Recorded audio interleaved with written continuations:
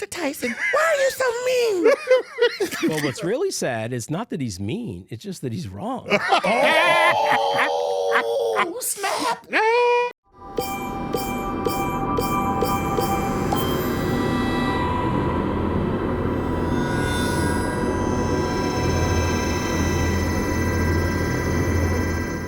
This is StarTalk. Neil deGrasse Tyson here, your personal astrophysicist. Today we're going to do cosmic queries. And we got Chuck for this, right? Oh, definitely. But this is a very special cosmic query. It is. Oh, this hits deep. Yes, it does. This is the Montague and Capulets. This is the West Side Story of dwarf planets.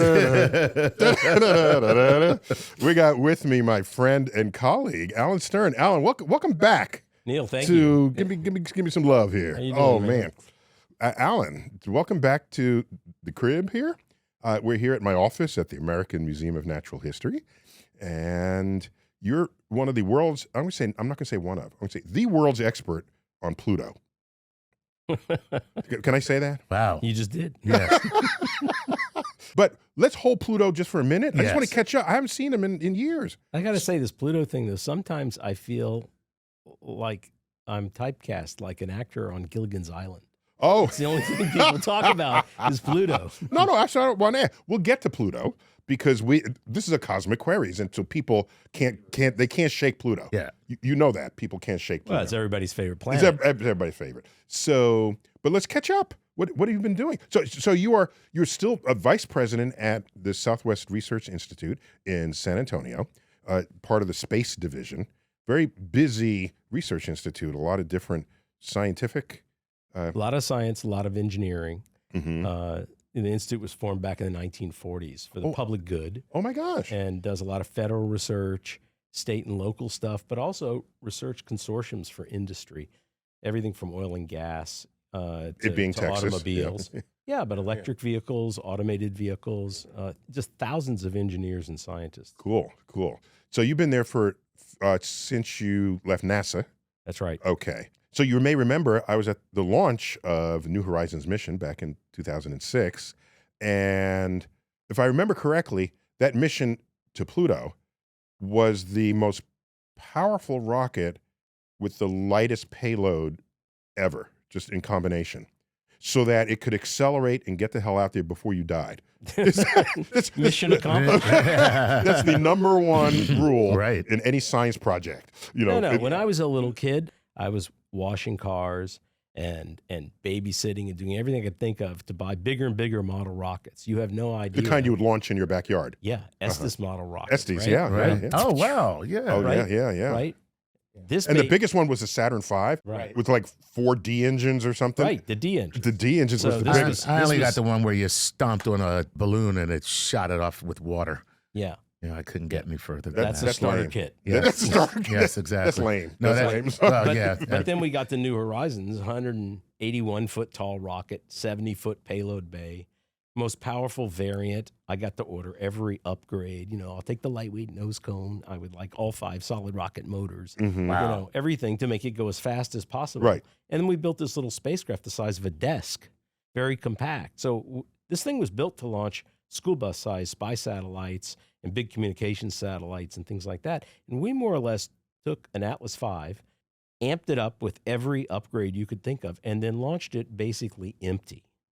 And of course, you got the highest possible burnout speed. So, Apollo astronauts, 3 days to the moon. We're now talking about New Horizons, no longer about your kid model rockets, right? Yeah. Okay. That's, he This is the transitioned big- very I was going quickly to say that that was we're, we're in the big boy rockets. yeah, that was a blurry transition. I was like, man, you were a really advanced kid. But think about this. Apollo would launch 25,000 miles an hour, 3 Right. days to the moon. Nice. Tom Hanks. Right. Right. Exactly. Right.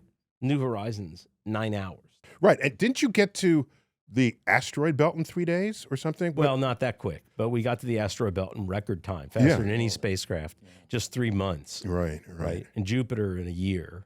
Okay. But this also meant by the time you got to Pluto, you were booking. Yeah. Right. So How do you slow down and even take a picture They of don't. Pluto? I mean, in the old days, we got used to flybys. Right. And later on, you went into orbit, but this was like the resurrection of the flyby. Right. Right. Where you got to get ready for all your data in just a few seconds. And one shot. One shot? Once you're gone, you're not making You can't a come U-turn. back. Right. Get it right. So wait a minute, can we So it's redo just it? one blurry picture and with a sound effect that goes. You hope the pictures are not Pretty much blurry. it. So anyway, it was a fond memory being there. And so it took how long to get to Pluto? It took 9.5 years. 9.5 years. Because it's a long way. And so you just in the Bahamas over those 9 years? What That's happened? all I was doing. Yeah. Yeah. So when you do that, we were busy. I mean, you had a lot to do. When you do that, when is the optimum time? When is Pluto closest to us so that you can intersect it? Right. Well, the optimum time in order to get there fast is when it's in a certain orbital position, but it's not closest. It's near closest. Okay. But what really matters, it's in the plane of the solar system. Okay. And we got there right at that exact time.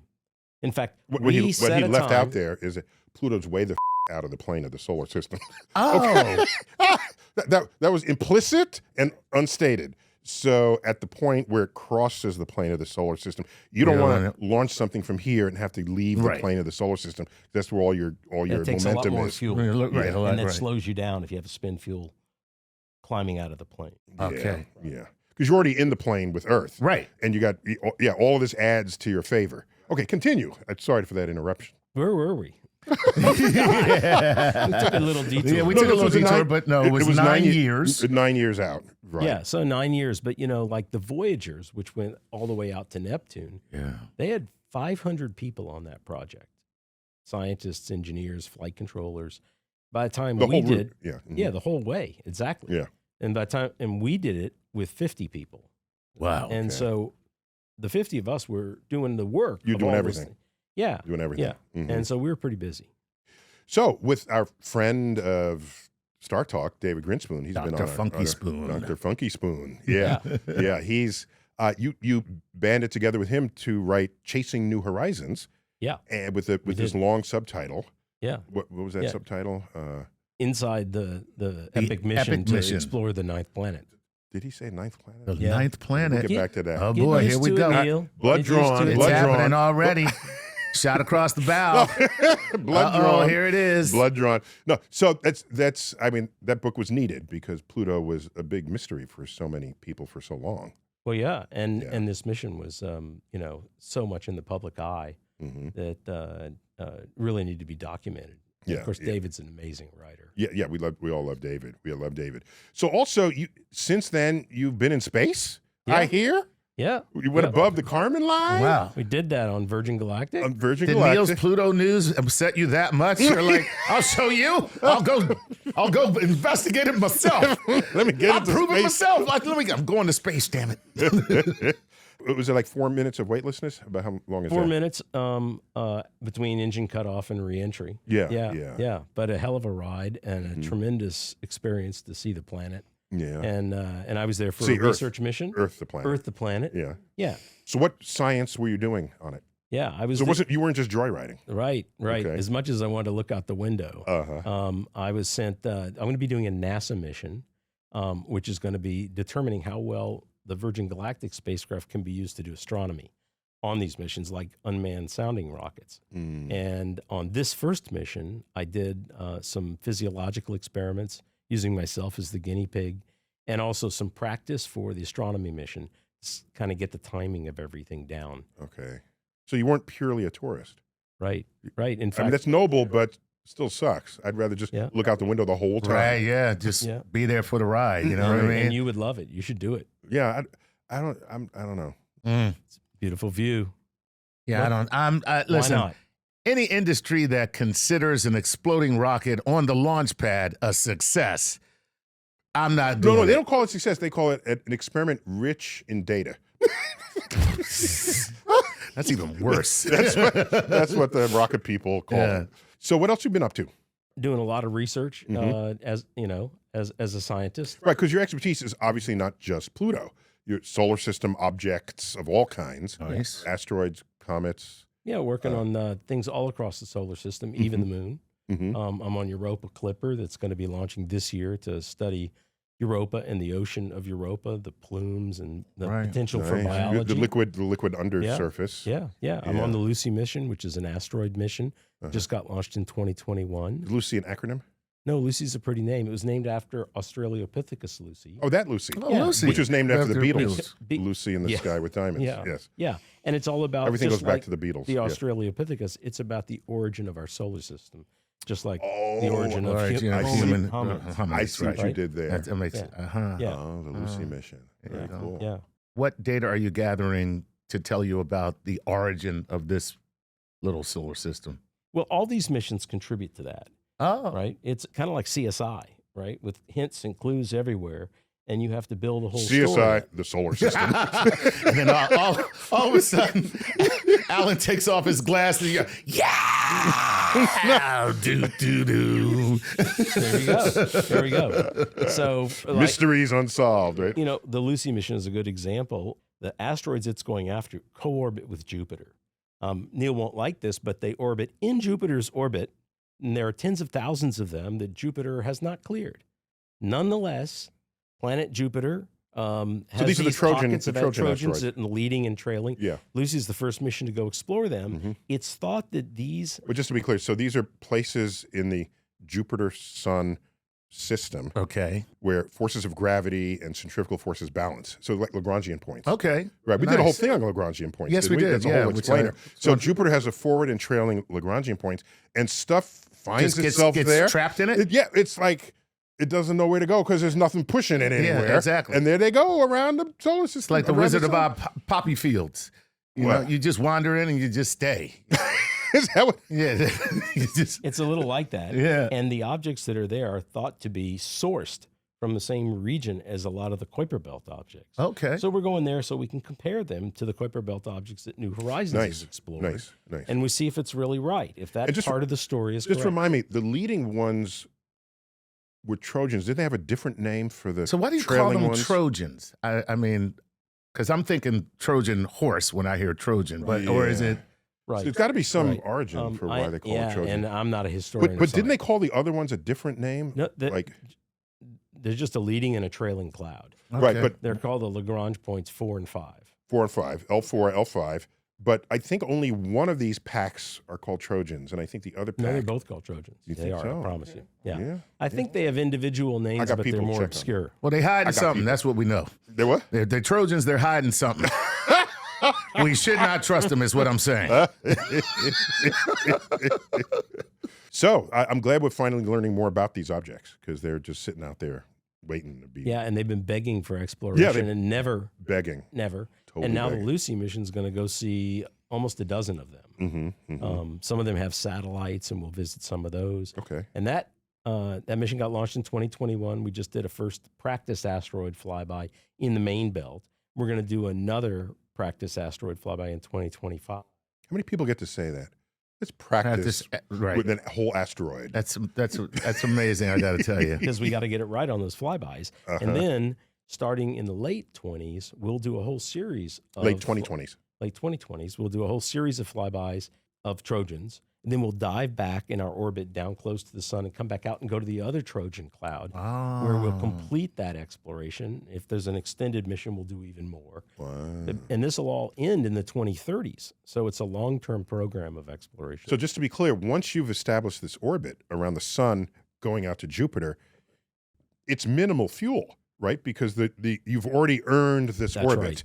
And so now you're just sort of redirecting it a little bit. Right. So the rocket does the initial boost, and then we do Earth gravity flybys. We've already done one. Yeah. We have 2 more to do to make the whole mission come. Yeah. And the principal investigator, Hal Levison, is a part of the team that dreamed up the whole geometry and orbital mechanics of how you get so many flybys into just one mission. Right, right. This is the genius of what they got to do. Like with the Cassini mission to Saturn, Right. it's orbiting Saturn, but it's visiting of moons Right, every time. yeah. And all these loop orbits. Oh, let's check out this other one. Do a little adjustment. I mean, it's brilliant that we can exploit the gravitational fields of other stuff. I mean, Yeah. it's almost diabolical. Have you ever wanted one of your questions on the universe answered? We all have questions about the universe. From black holes to quasars, quantum entanglement, wormholes, there is no end to the depths of cosmic curiosity. Well, the entry level of Patreon membership with StarTalk gets you just that. I think it starts at $5 a month. You have access to the question line that reaches our Cosmic Query programming. And not only that, we produce a special Cosmic Queries installment just for Patreon members. So if you weren't the director of the Hayden Planetarium, what do you think you would be doing? What? Okay, but this had to be another universe. It wouldn't happen in this universe. Okay. I'd be a songwriter for Broadway musicals. Ooh! So that's the entry level, and the perks ascend from there. There's a level, in fact, where we send you an autographed copy of one of my latest books. Right now, it's Starry Messenger, Cosmic Perspectives on Civilization. And it's signed with my fancy fountain pen with purple ink. So I invite you to just check the link below. And all of that money goes to our ability to experiment with new ways of bringing the universe down to Earth. So thank you for those who have already joined. And we welcome others to participate in this grand adventure of what it is to bring the universe down to Earth. As always, keep looking up. We alerted our fan base that you were going to be on, and most of them knew your expertise, but others were fresh in the room for that. And we collected questions. Yes, we from them. did. And these are Patreon members. Yes, they Oh, are. excellent. Yes, These uh-huh. are Excellent. these are the people who keep us afloat. Yeah. Let's yeah. see what questions. Yeah, what do you have? All right, here we go. I haven't seen them. I don't know anything about them. Let's go with Sean Ravenfire. Now I wonder if that's a real name or not. Ravenfire. Ravenfire. It sounds like, a video game character. I am Sean Ravenfire. I am here to collect the crystals. All right. Not even the money, right? Not it's money, It's got to be something. Your money is meaningless. Give me the crystals. Okay. So Sean says, hey, I'm still a little fuzzy on the difference between minor planet, dwarf planet, and planetoid. Can you Ooh. please explore the differences? I'm fuzzy too, actually. Yeah. Some of them, like planetoid, no one uses. Mm. You hear it very occasionally. No scientist I know uses the term planetoid. Wait. I don't even hear. What do they call Theia? Wasn't that a Theia. planetoid? Theia Theia was that a made the moon. The term is planetary embryo. That's the term that's really used. This sounds like a PC Yeah, thing. You that's got to add right, syllables yeah. and add another word. But that is the term that's used. Is Planetary embryo that collided with Earth, right? to make moon. Make the Earth I moon did not. system. I did Wouldn't not that know be that. a planetary spermatozoa? Okay. Embryo. I'm sorry, you're talking about never. But the embryos are basically the building planets, and there were a lot more of them originally than there are now because many of them combined through collisions to make bigger and bigger objects. Theia ended up spalling material into orbit around the Earth, and it collided. That created the moon, but most of Theia ended up in the Earth. Right. And this was a big thing. It was the size of Mars, Yeah. right? yeah. Big hit. So I was just trying to get my vocabulary straight here. So you would call that a planetary embryo, not a planetoid. Because no one uses that. Really. Okay. So now, It's really an archaic. Okay, is that the same as protoplanet? The planetary Yeah, embryo and protoplanet, those are same thing? interchangeable. Oh, we're Okay. good. So protoplanet. Good. Protoplanet. All right. So now, for the longest while, my whole life growing up, we're about the same age. I knew of this thing called the Minor Planet Circular, Right. which tracked asteroids, basically. Right. So I always thought of asteroids collectively as minor planets. Yeah. Is that term still a thing now that we've added vocabulary to the system? Sometimes it's used, and it's mostly used for the small, kind of potato-shaped, lumpy things in the solar system, not the bigger things. Okay. The term dwarf planet, I'm actually very proud of this. I coined the term in 1991 in a research article in the journal Icarus, and it was meant to be Icarus features solar system-based science. This is the solar distinct system from first the Astrophysical first Journal. research journal of solar system science. Okay. And Carl Sagan was one of the original editors of it back in the 60s, 70s when planetary science was being born as a field. Mhm. And in 1991, I published an article that was about prediction, mathematical prediction, that there would be a large number of Pluto-like objects discovered. Mm-hmm. And I termed them dwarf planets in analogy to dwarf stars and dwarf galaxies, Okay. and so forth. Okay. And they're meant to be Because that word is already The in It's, use. smaller- it's already in use. We already It makes have it. sense. so smaller, much smaller planets, the ones that are the size of continents. And that term's been used very widely. Okay. And we see dwarf planets all across the Kuiper Belt, which is part of the revolution of the Kuiper Belt that we didn't know about till the 90s, is that dwarf planets are more populous than the 4 terrestrial planets and the 4 giant planets combined. And there's one dwarf planet orbiting in the asteroid belt called Ceres, Series. the largest of Which the was an asteroids, which is asteroid. a mini planet itself. Okay. So Right? Okay. Right? Asteroid's kind of a zip code. So, it's like a Kuiper Belt object is kind of meaningless. It's just an object in the Kuiper Belt. It's like a zip code. Technically, New Horizons, the spacecraft, is a Kuiper Belt object. For the time being, it's an object in the Kuiper Belt, Okay. right? So that's just a zip code. How do you go from being floating rock to planet? Because there's got to be a difference. Well, let's back up. How do you go from potato to dwarf planet? Oh, yeah. The thing about potato-sized objects, so these are things that are the size of counties or mountains. And they're, most of the asteroids that you can look up in a book or that we've flown spacecraft by, they're lumpy and they have irregular shapes. And that's because that's the shape that, as they were assembled, they just came to rest in when the assembly was finished. Mm-hmm. And that shape is controlled by the material strength of the object. Okay. The thing is, as objects get bigger and bigger, more and more massive, eventually they get massive enough that their self-gravity causes them to form into a sphere. And then we call them planets. Okay. Once they're big enough to be a sphere, like Pluto, they're planets. The smallest of them are called the dwarf planets. And then there are larger planets that are Earth or Jupiter size.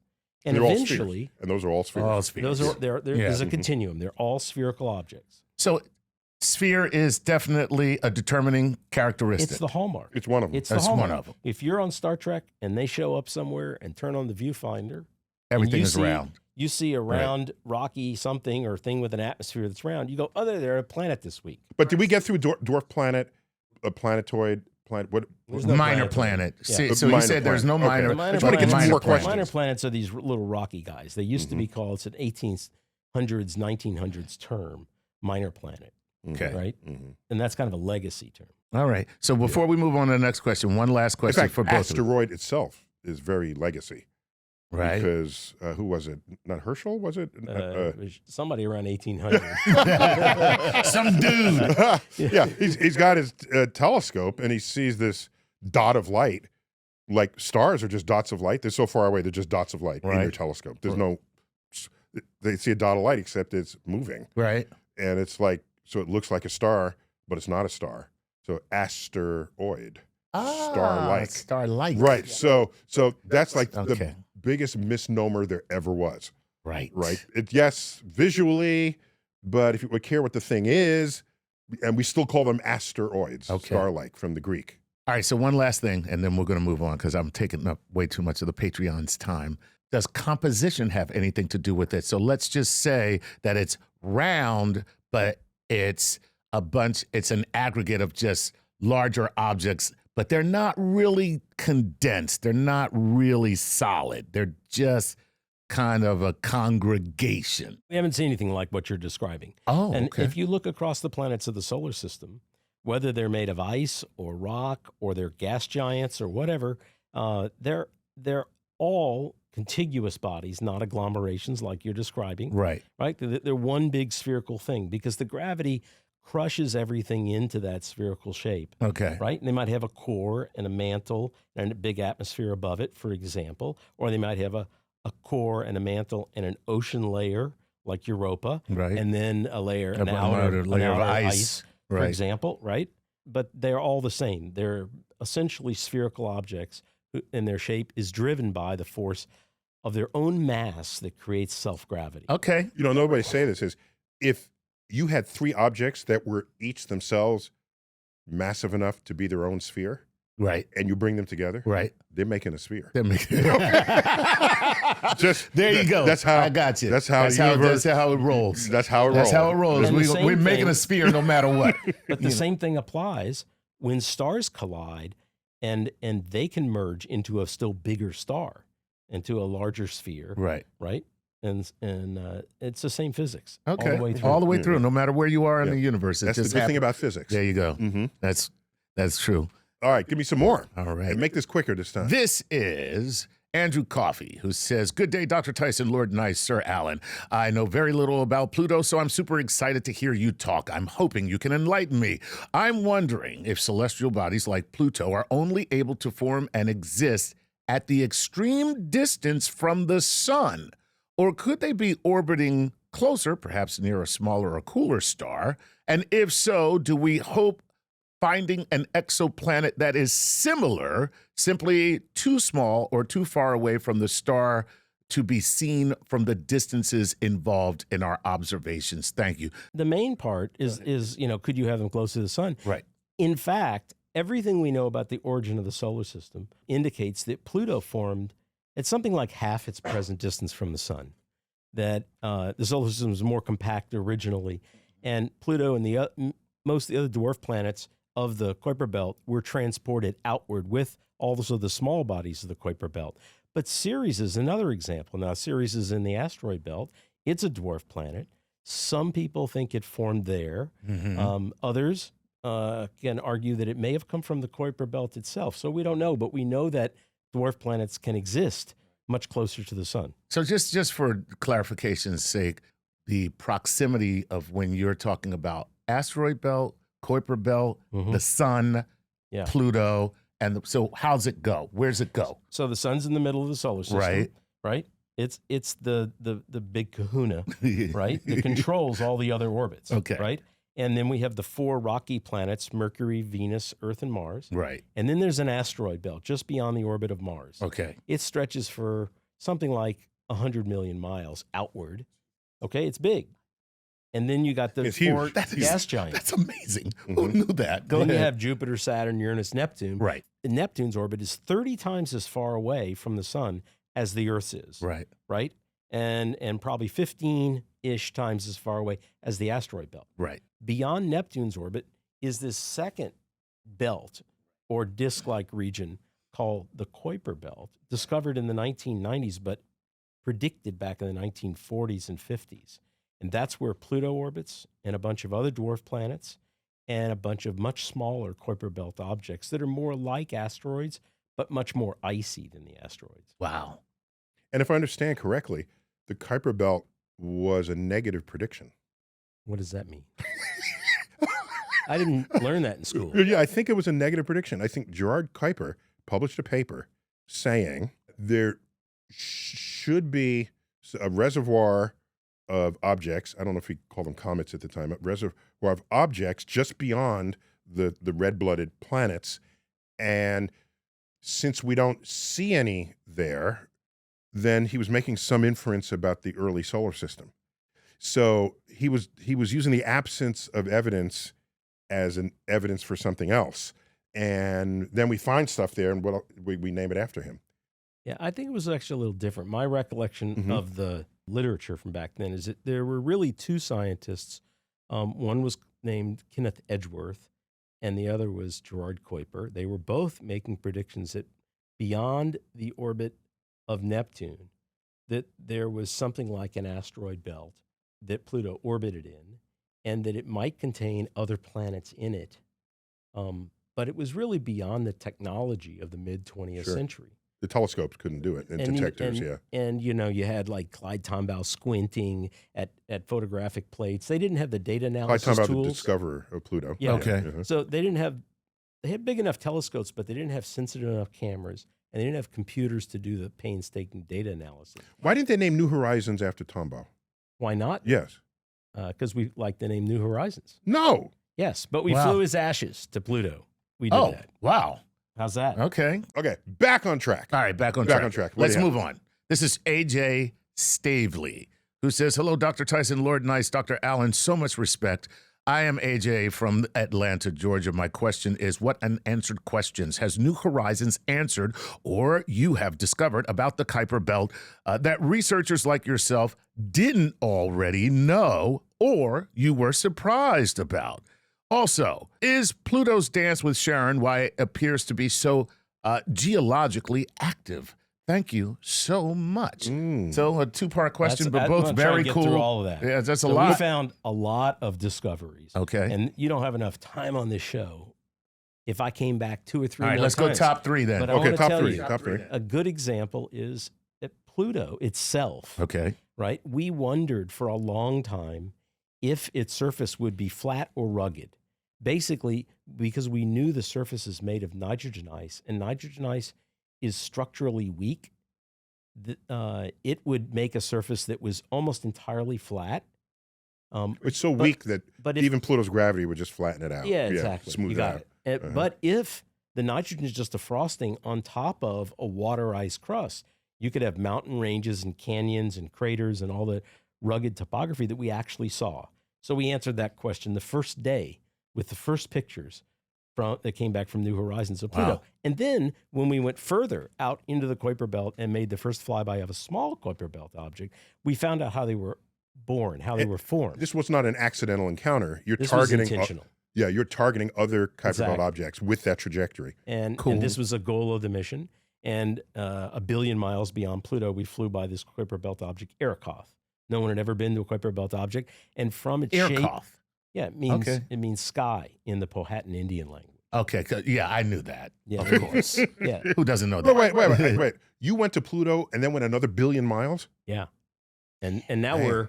we're almost twice as far as Pluto now Man. and still exploring. Okay. But when we got to Arrokoth, from its geology and geophysics, we could determine that one of the major 2 theories of how planets get their start, how planetesimals, the seeds of planets form, was wrong, and the other theory was right. And we found that essentially that these little planetesimals, the seeds of planets, form very gently through a very slow local accretion process in which they can Rather than colliding at high Radicalized speed. collisions. rather than collisions. Right. And Interesting. there were decades in which computer models were warring, and in one fell swoop, New Horizons settled that with the data on Arrokoth. Beautiful. It showed you pick one out of a bag and look at it up close, and you could tell one theory's right, one theory's wrong. Beautiful. So it means they just kind of gather. Yeah, everybody comes together. Just come together. They start off in little on. pockets, and the Yeah. little pockets end up with little material, boulders and hills cool. and mountains that collide with one another very gently and just stick due to self-gravity and build up a lumpy thing, not big enough to be a round thing, Right. just a lumpy Just a- thing. Right. And tell us about the Pluto-Charon dance. Oh, yeah, that was the other question. So the question was whether Pluto's intense geologic activity could be due to that.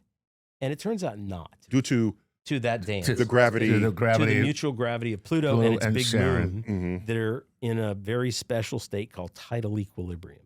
Turns out that because of that equilibrium, all those forces that might heat Pluto or make that geology go are long gone.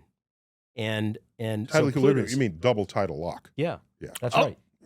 There You we know- go. You We know liking what that is. You know, But that can't be the cause of Pluto's geology. It's got to do something else. Okay. all right. Interesting. Very good. All And right. that Good might have to question do there, with the ocean. AJ. That we think is inside of Pluto, just Right. like Europa. Just So like the ocean, Europa. ocean is not rigid, Risk. so it can shake things up. Right. Is Well, that- it's also, as it freezes, releasing heat oh yeah, called latent heat. You know about yeah, that. yeah. And that can power the The geology. physics 101. So wait a minute. What? Okay, I failed physics 101. Freezing gives off heat? It does. It releases heat. Mm-hmm. All right. Okay. All right. I'm gonna tell you right now.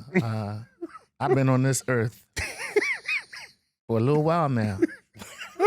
That's the first time I ever heard somebody say freezing gives off heat. So I'm just gonna call bullshit. No, no, You can try. no, I it. got one for I'm you. joking. No, I'm no, joking. I got one for No, you. I'm serious. No, I got one for you. Go Are ahead, you ready? go Are ahead. you ready? Are you seated? Okay. I'm seated. Let's look at the other side. So you have water on the stove, Right. And you're heating it, Right. And you, as you heat it, the temperature rises. Correct. Okay. Then it hits what temperature? Boiling point 212. 212. You keep heating it. Yes, you do. Where does the heat go? Wait a minute. It does not raise raise the temperature. Correct. It turns into steam. So the heat simply goes and changes it from liquid to gas. So the molecular change is Itself. That itself. Okay. Okay, so now you go the other Holy direction. crap. Yeah, so now you go the other direction. Yes. Now you're gonna you're going to suck energy out of the water. The temperature drops. Right. And then there's a point where you're still sucking energy. The temperature doesn't drop. Oh, man. And all it does is change the molecular state. Right. Damn. That's... Where was he when you took that physics? Tell me might have done better. Yeah, I might have done a lot better. You might have. Had I had Neil. Yeah. So we call it latent heat. There's terms for it in physics. Latent heat. It's really physics 101. How y'all doing? I'm latent heat. Hey. Okay. All right. You personified latent heat. Yes, yes, that's I'll right. never get this out of my I know, right? You can't. Oh, God. Also, Charon, just in the traditions of the field, Pluto is Roman, god of the underworld. Right. And moons have traditionally been, not in all cases, but in many cases, traditionally named for Greek characters in the life of the Greek counterpart to that Roman god. Okay. And that way, there's an homage to both you get cultures. both cultures. Right. So Pluto's counterpart in Greek is what? What's his face? The underworld. Hades. Hades. Yeah, Thank you. Hades. Okay. It's also the place, but it's Right. also the Yes. guy. Okay. And the ferry boat driver And on the to river take Styx. you across the river Styx is named Charon. Charon. Yes. Oh, there you That's where go. that came from. Sharon. Okay, here we go. Slip in two fast ones. Go. If we can get to two. Greetings, Dr. Tyson and Dr. Allen. I'm Jasmine from the wine country here in Northern California. I'm very curious. What's the big deal about Pluto? Does it even really matter if it's a planet or not? Why all the fuss over this icy rock at the edge of our solar system? Yeah. Woo, look at that. Oh. Can I venture a guess that it's been with us so deep in our culture that it's hard to shake any adjustments to those? Well, that's a guess, but as a scientist, the real reason is that Pluto is the archetype. It's the heralding body of this whole new type of planet, the dwarf planets that we've discovered in the outer solar system. They're active. They have moons. They have atmospheres in some cases. Far from being a rock, it's a big spherical thing, Right. right? And that's why we call it a planet. We don't know what else to call it. There you go. All right. Planet modified by the word dwarf. Right. Like giant planet for Jupiter. Or gas. Yeah, It's a which gas I didn't giant. have a problem. I mean, that's in fact where we agreed. And one of the correspondence I got back when I was pilloried by third graders, because here people know I don't have to give the backstory here. Dear Dr. Tyson, why are you so mean? Well, what's really sad is not that he's mean; it's just that he's wrong. Oh, snap. What happened? Geek fight. No, it's like So you the word- failed your freshman physics. He did great at all that. He did all the way up through PhD, but he's failed his planet test. no. So we have the word paper, right? Right. And we have construction paper, corrugated paper, toilet paper, Right. a card, stock Cardboard, paper, right. right? So there's paper is a very broad category, and then we modify that with whatever is the next word, and then we know exactly what anybody's talking about. Okay. So I don't have any problem with that. So it was. I've always felt there's been a shortage of vocabulary. So in other words, let me hear. I'm sure we agree here. Jupiter and Earth should not be called the same object in orbit around a star. I disagree. No, They're they're planets. rounded, but one They're is planets. huge in gases, and Earth is smaller than storms on Jupiter's weather system. So wouldn't it be cool if we just had a different vocabulary so that when I use the word, you know exactly what I was talking about. Right now, if I just say, I discovered a planet orbiting a star, so is it gaseous? Is it rocky? Is it large? Is it small? And I have to ask 20 questions just to understand what But anybody's that's talking the about. cool part of science. And as No, that's a weakness of science. as a planetary scientist, planet is part of the term of what our field is all about, right? And so we know what planets are. They are the things, the central objects of our field, and they are the large things that orbit stars.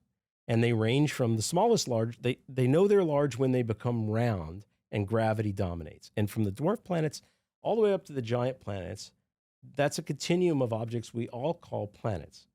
Yeah, And planetary scientists agree on that. And in the planetary science research literature, there's no debate. I don't have a problem. I'm a big fan of words. I have 6 dictionaries on my shelf over there from different eras, and I watch words come and go. I'm just saying, if you have to modify the word planet in order to know what someone is talking about, that's a clarion call for another word, a word yet to be invented that captures both of those simultaneously. And so it's a shortcoming of the lexicon. That's all I'm saying. That's all. Don't look at me all blank. You see how he's looking? Wow. You see how? I'm telling you. Did you see that face? I'm telling you. By that, yeah. For example, we have different kinds of human beings: short ones, tall ones, skinny ones, big ones. Right? We have North Americans and Europeans and South Americans, and that doesn't mean we need a new term for human beings.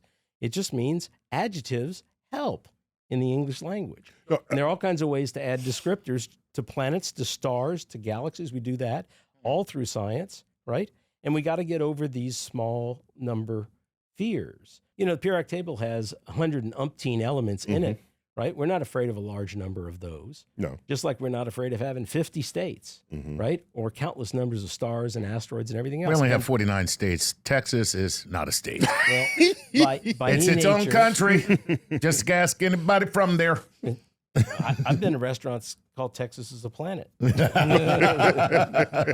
So we get used to big numbers of planets now that we see them around stars and lots of them in our own solar system. And doesn't Star Trek have a much more nuanced system and nomenclature for planets? Yeah, because they classify Yeah, all classify. planets. Star Trek is fiction. We're talking about fact. No, but let's imitate fiction. Okay, because Alan, they have, I was on your side until that statement right there. How dare you, sir? send them away. Factor one. No, so I'm just saying there's a term, a succinct term that references, is it an oxygen-nitrogen planet? There's a gravity. There are ways of folding that into the term so that someone You says, don't mind Star Trek having lots of kinds of planets.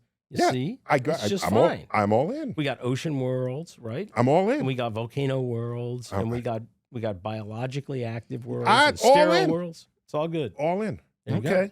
All right. Adjectives rock, don't they? On it. Yeah. Alan, great to have you back on. Thanks so much, Neil. Okay. It's a pleasure. All great. right. So this has been StarTalk, the Pluto Cosmic Queries edition, if I may call it that. We're going to have to get Alan back because we just barely scratched the surface here.